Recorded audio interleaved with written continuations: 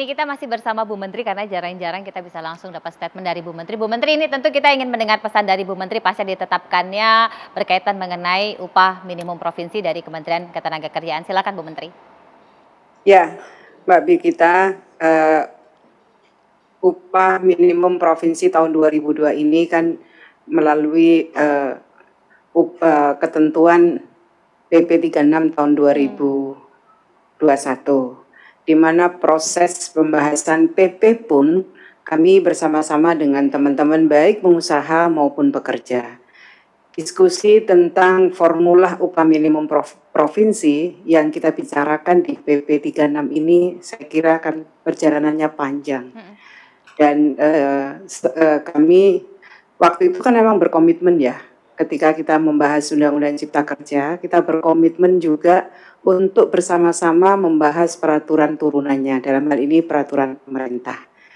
Kami merasa proses pembuatan regulasinya pun sudah bersama-sama dengan baik teman-teman pengusaha maupun teman-teman pekerja. Oleh karena itu tentu kami sangat berharap kalau kita sama-sama membahas, menyepakati, ya mari kita sama-sama menyepakati rumusan yang sudah kita putuskan di PP 36 2021. Tentu yang saya sampaikan ini juga kepada keduanya, baik kepada pengusaha maupun kepada pekerja. Kepada pengusaha pun saya berharap tidak ada lagi cerita ada pekerja yang dibayar di bawah upah minimum provinsi. Karena itu jelas di undang-undang juga sanksinya jelas kalau tidak mengikuti ketentuan penetapan upah minimum provinsi, maka dia bisa mendapatkan sanksi pidana.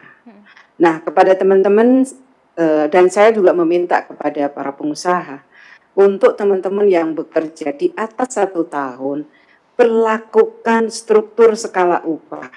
Ini untuk menjamin kesejahteraan para buruh yang merasa sudah berkontribusi untuk meningkatkan produktivitas di perusahaannya tersebut.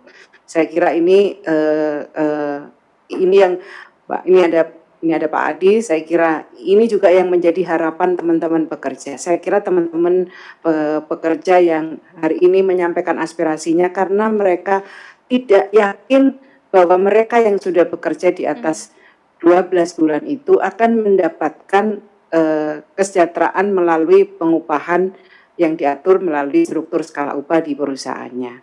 Jadi kepada teman-teman pekerja, ini adalah sekali lagi saya sampaikan, ini adalah ketentuan upah paling dasar, baseline upah untuk pekerja di bawah 12 bulan.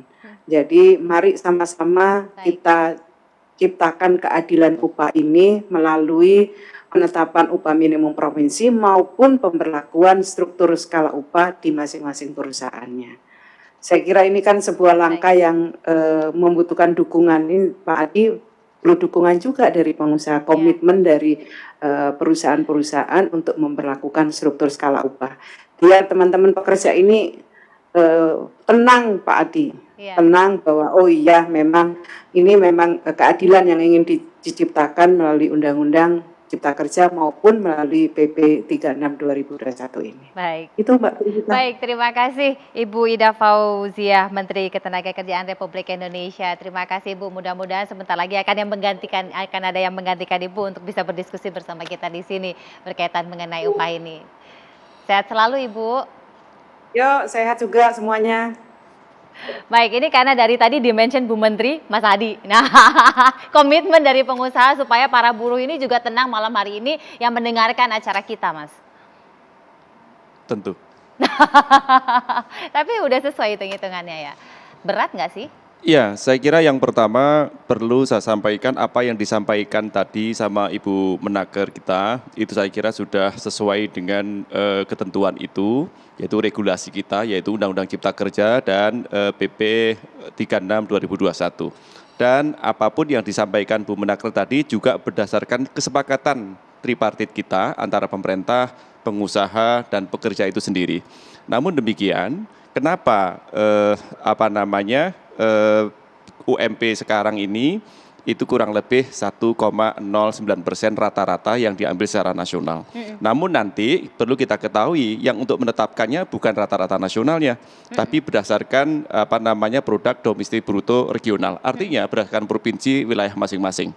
Nah, namun banyak faktor yang mempengaruhi kenapa rata-rata kok hanya 1% ya ke atas sekian. Itu karena yang pertama tentu kondisi ketenagakerjaan saat ini. Ya. Terlebih-lebih juga kondisinya pandemi COVID-19 ya.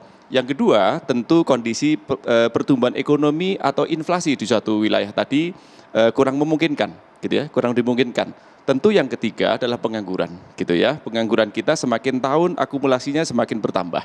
Makanya dari situlah kurang lebih kita tidak memungkinkan untuk ke sana.